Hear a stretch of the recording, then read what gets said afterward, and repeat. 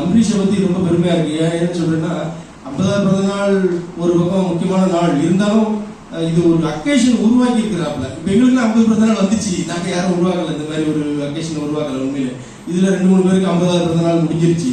அவங்களும் இதை வந்து ஒரு கெட் டுகெதர், ஒரு நண்பர்களுடைய பாசம் அப்படிங்கிறது அம்பரீஷுக்கு கொஞ்சம் அதிகமாகவே உண்டு. எப்பயுமே படிக்கும்போது ஃப்ரெண்ட்ஸுனாக்க ரொம்ப பாசமாக ரொம்ப ஆர்வப்படுவார். ரொம்ப எல்லார் வீட்டுக்கும் போகணும், எல்லாரோடையும் பழகணும்.